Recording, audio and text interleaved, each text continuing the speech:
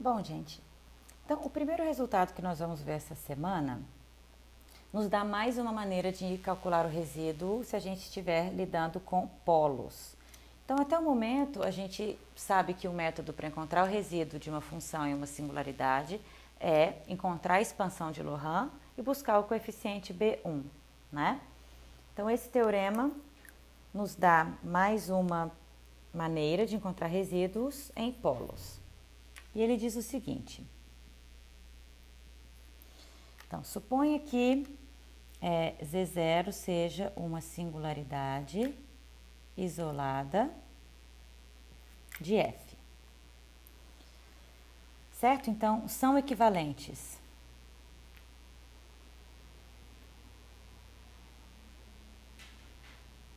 Bom, então, afirmação A. Z0 é um polo de ordem M de F. E afirmação B, então, F de Z pode ser escrita na forma φ de Z dividido por Z menos Z0 elevado a M, tá? Onde φ de Z é analítica e não se anula em Z0.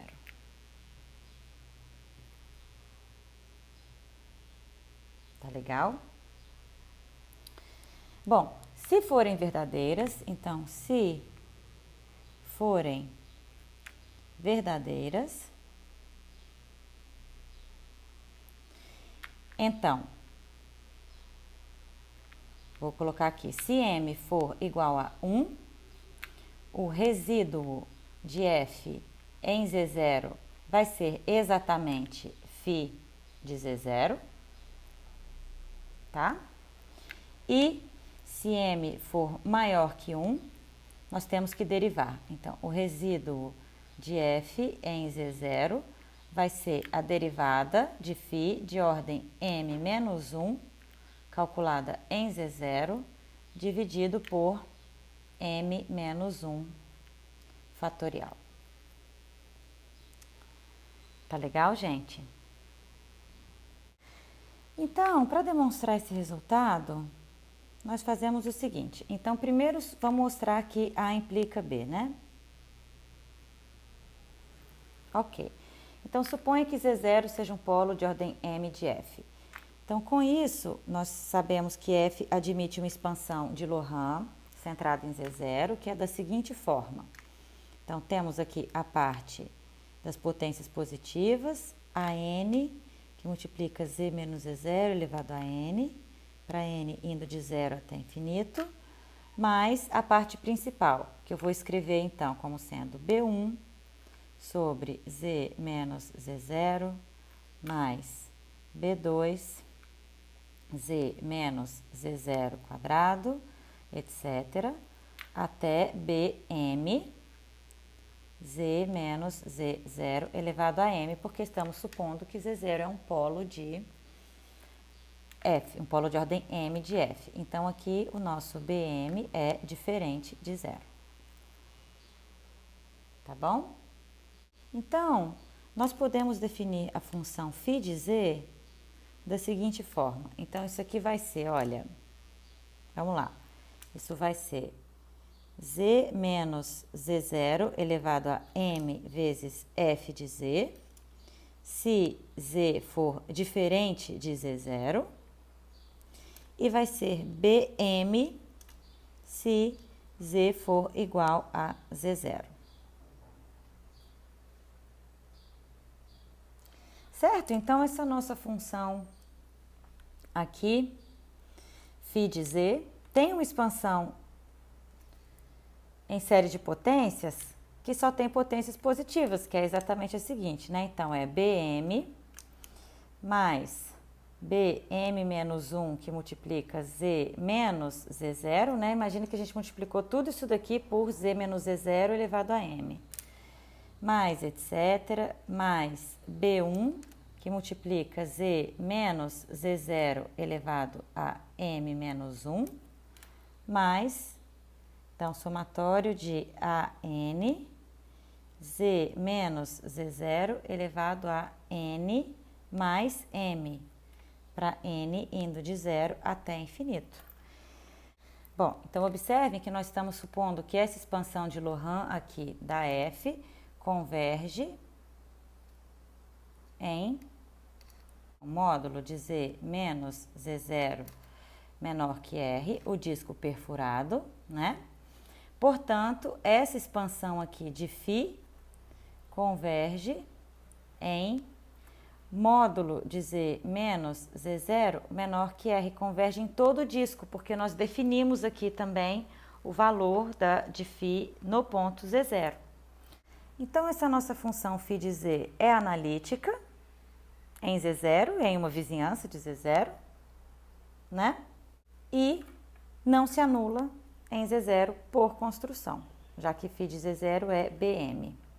E aí, claro, nós temos que f de z pode ser escrita da forma φ de z dividido por z menos z0 elevado a m. Então, temos aí a primeira implicação.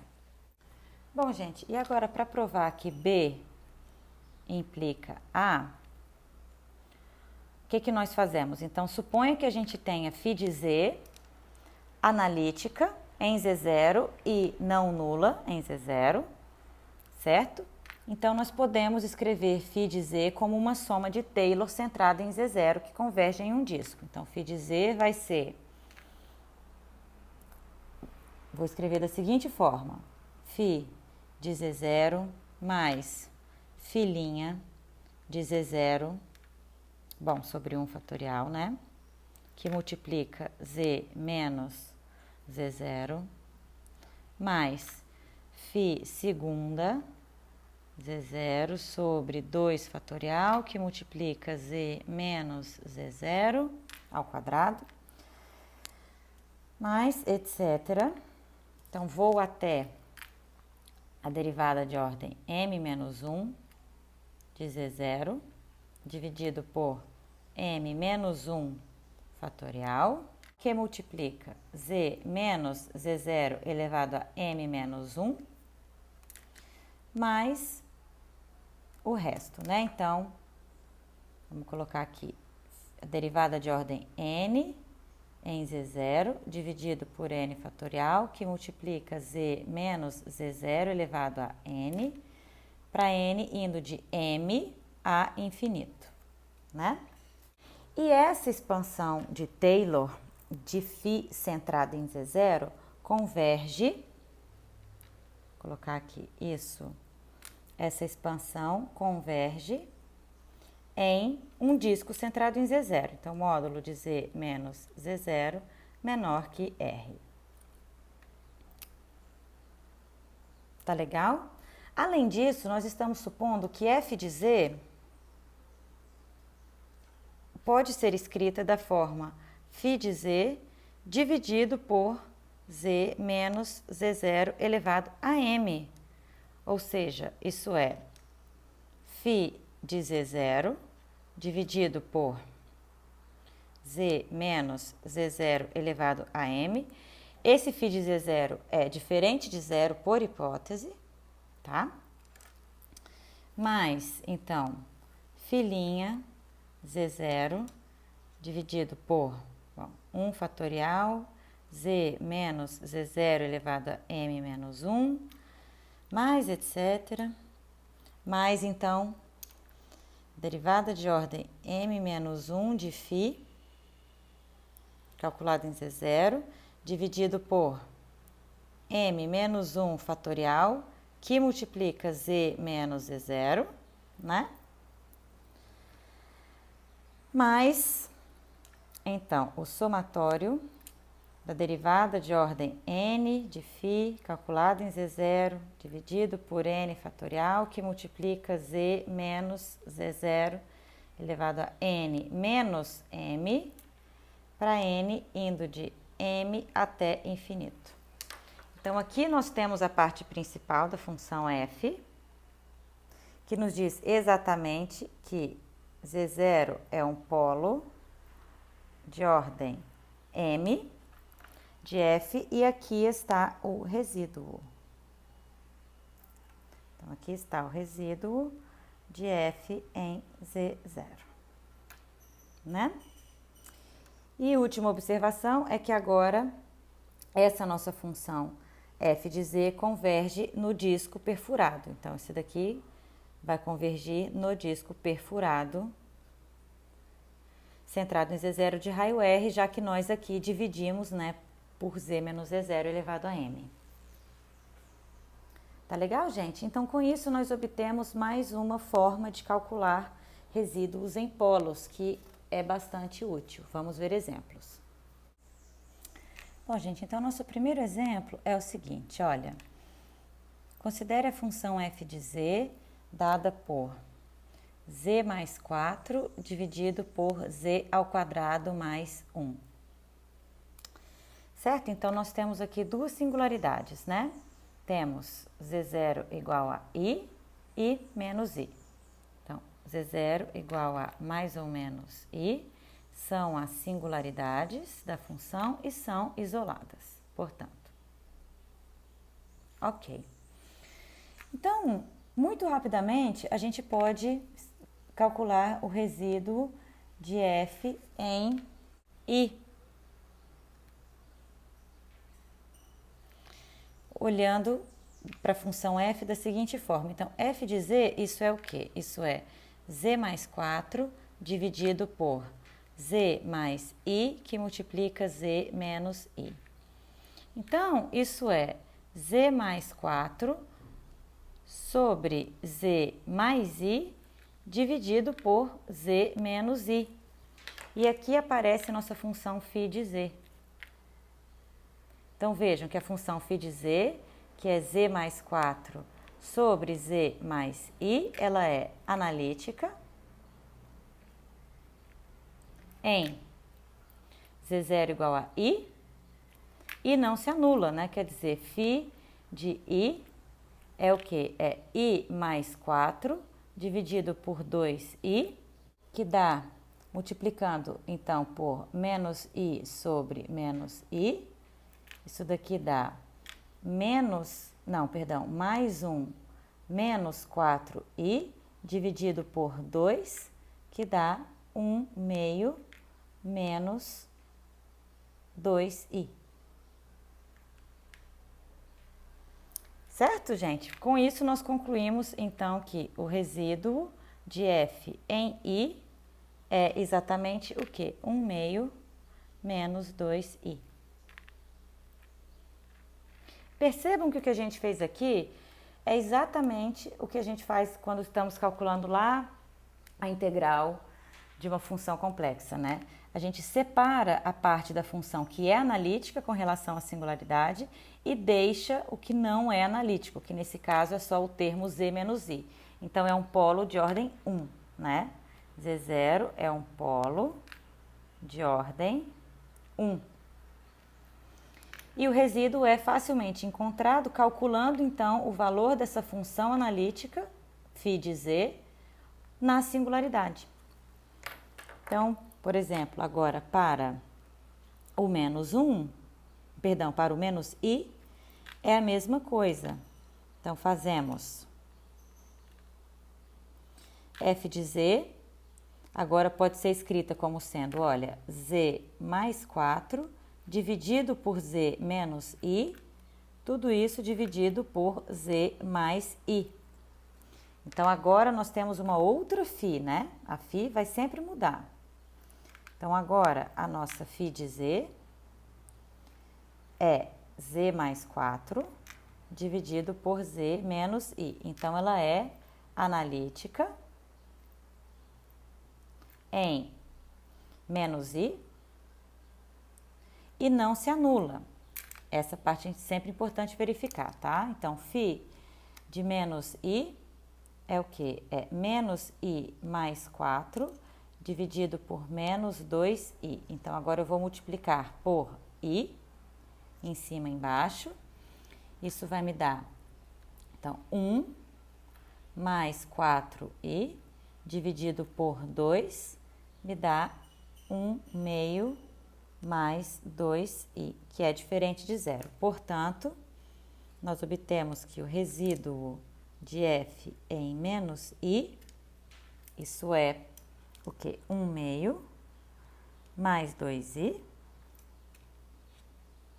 né? E temos também que o z0 igual a menos i é um polo de ordem 1. Né? Aqui eu esqueci de colocar. Aqui é z0 igual a i, é um polo de ordem 1, e menos i também é um polo de ordem 1. Então, esse é o jeito mais rápido, na verdade, de calcular resíduos, né? Vamos para o próximo exemplo. Bom, gente, então, nosso próximo exemplo é o seguinte. Então, vamos considerar f de z igual a z ao cubo mais 2z dividido por z menos i ao cubo. Certo, gente? Então, aqui posso escrever f é igual a φ sobre z dividido por z menos i ao cubo, onde, então, φ de z é z ao cubo mais 2z. Então, φ de i, certo? Que é a singularidade aqui do denominador, isso vai ser i ao cubo, que é menos i, mais 2i, isso é i que é diferente de zero. Então, a nossa função φ é analítica em i e não se anula. Portanto, o teorema que nós acabamos de ver nos diz que z0 igual a i é um polo de ordem 3, né? De f, que é a potência que aparece aqui. Além disso, então, o resíduo de f em i vai ser a derivada de segunda ordem, então, φ segunda calculada em i dividido por 2 fatorial.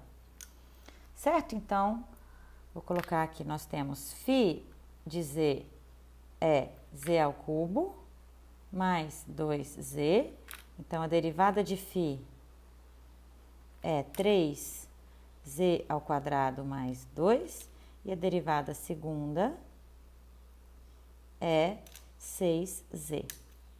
Então, aqui nós temos, isso é 6i, né? Dividido por 2 fatorial, que dá 3i.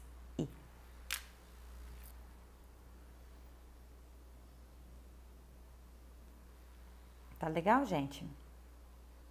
Bom, gente, nós temos que ter cuidado ao aplicar esse teorema, justamente para verificar que a função φ não se anula no ponto z0 em questão. Então, por exemplo, se a gente pegar aqui, olha, a função 1 menos cosseno z dividido por z ao cubo, tá legal?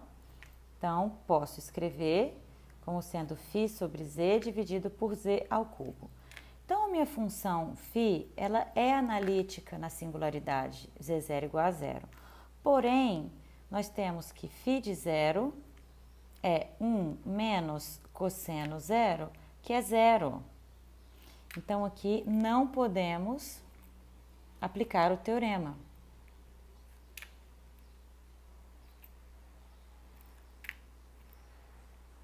Tá? Então, qual seria a melhor saída para esse problema? Nesse caso, seria escrever, de fato, a expansão de Laurent dessa função, que não é difícil. Então, nós temos 1 sobre z ao cubo, que multiplica 1 menos cosseno z. A expansão de Taylor, né, na verdade, da função cosseno z centrada na origem, é o quê? É 1 menos z quadrado sobre 2 fatorial, mais z elevado à quarta, sobre 4 fatorial, menos z elevado a 6, sobre z fatorial, etc, né? Ok.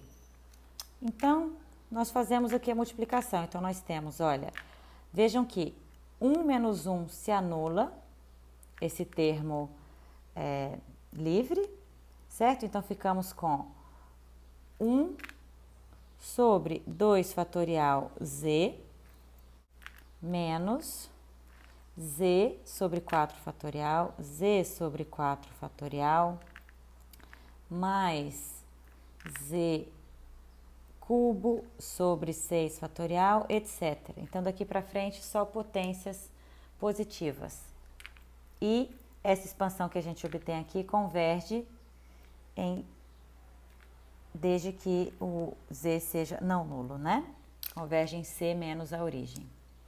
Certo, gente? Então, vejam que fazendo a expansão, nós vemos que a origem, z0 igual a zero, é um polo simples de f. Certo? Quer dizer, um polo de ordem 1. E se a gente tivesse aplicado sem verificar as hipóteses do teorema, a gente diria que ele é um polo de ordem 3, o que não é verdade. E isso ocorre justamente porque aqui foi cancelado esse termo livre. Tá legal, gente? Além disso, né, podemos verificar que o resíduo de f na origem é o que? 1 sobre 2 fatorial, 1 meio. Tá bom? Então, conclusão. Sempre verificar se φ de z0 é diferente de zero ao aplicar o teorema. Tá legal? Bom, vamos ver mais um exemplo de como a gente deve ter cuidado ao aplicar esse teorema. Então, vamos considerar o seguinte, olha. Lembrem-se que se a gente pegar aqui a função g de z quadrado seno hiperbólico de z, então quais são os zeros dessa função? Então, os zeros são da forma z igual a n π i, com n aqui inteiro, né? N inteiro. Tá legal? Certo? Basta vocês se lembrarem que o seno hiperbólico de z se anula justamente nesse conjunto de pontos aqui. Estão sempre separados por π, né?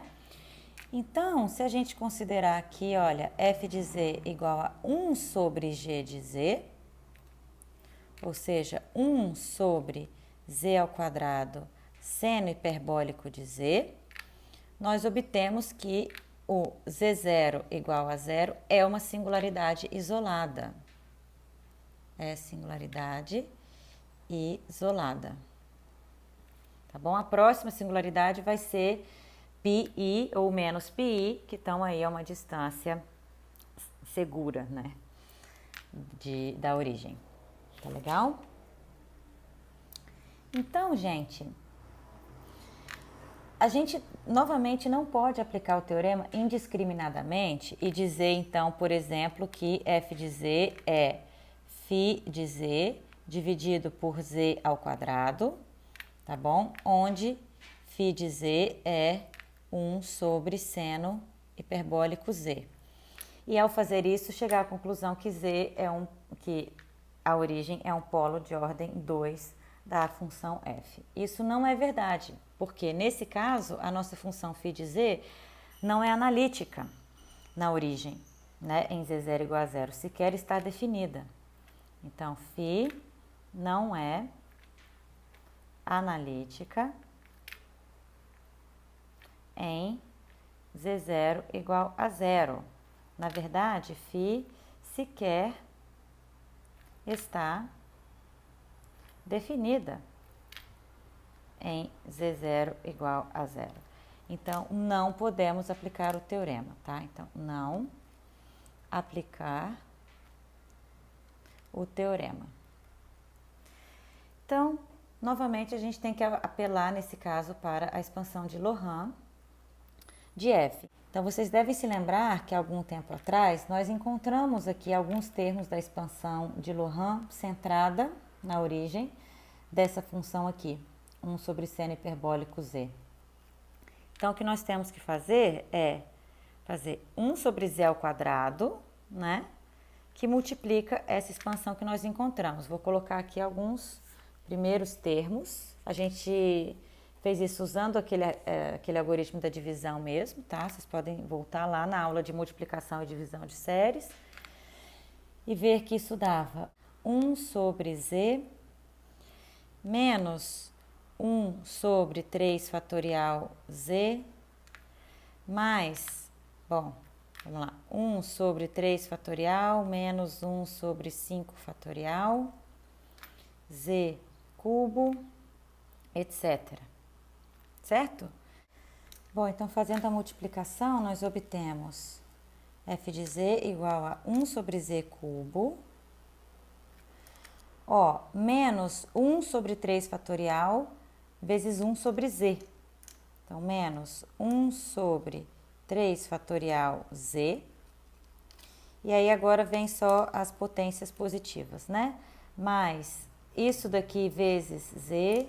Então, mais 1 sobre 3 fatorial, menos 1 sobre 5 fatorial z, etc.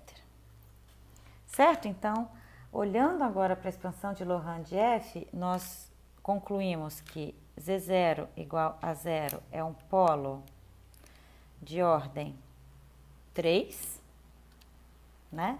E não 2, como a gente poderia suspeitar olhando aqui para f. E além disso, o resíduo de f nessa singularidade é menos 1 sobre 3 fatorial, né? Que é quem está multiplicando aqui 1 sobre z, ou seja, menos 1 sexto. Certo, gente? Então, em casos onde a gente não pode aplicar esse teorema, na dúvida, volte sempre à expansão de Laurent da série, porque essa é infalível, tá bom? Apenas uma observação, essa expansão aqui que nós encontramos para o seno hiperbólico converge no disco centrado em Z0, centrado na origem, perfurado, de raio π. Porque daí a próxima singularidade, ó, é πi. Bom, mais ou menos πi. Certo? Então, converge aí nesse disco centrado na origem de raio π. Que é, portanto, onde converge essa expansão aqui que nós encontramos para f de z. Tá?